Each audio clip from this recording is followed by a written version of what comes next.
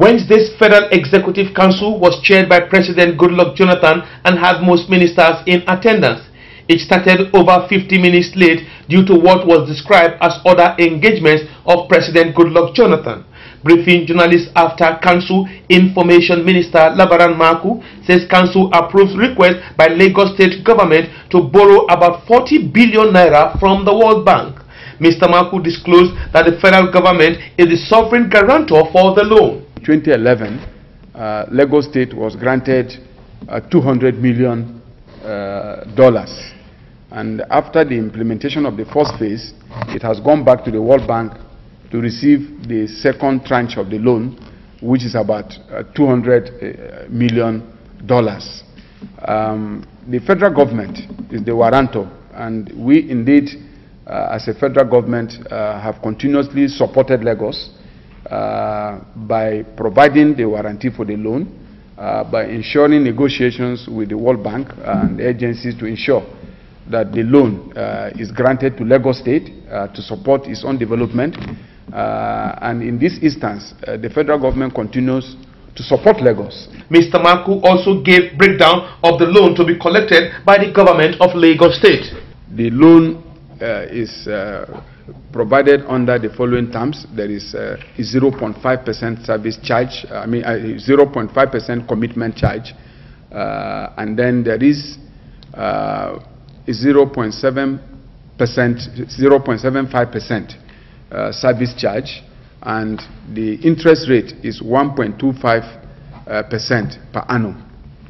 These are the conditions under which this loan has been granted. The loan is to be paid back in 25 years' time with a moratorium of 5 years.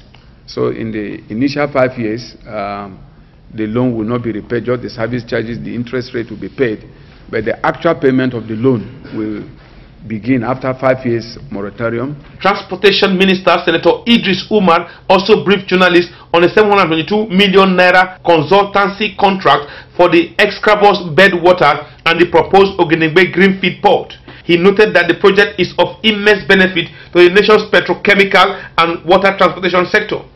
The contract was approved to be awarded to Mrs. Royal Haskoning DHB in the sum of 722.3 million naira and 2.052 million euro. It has a completion period of 8 months.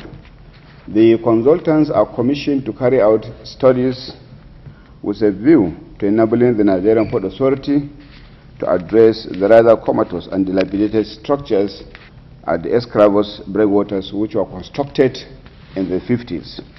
And therefore there is a compelling need for this important structure in maritime to be rehabilitated and indeed reconstructed fully.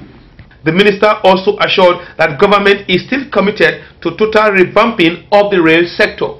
Council's approval for the borrowing of over 40 billion naira from the World Bank by Lagos State government no doubt is a noble one, particularly as Lagos State is currently being controlled by the opposition All Progressive Congress.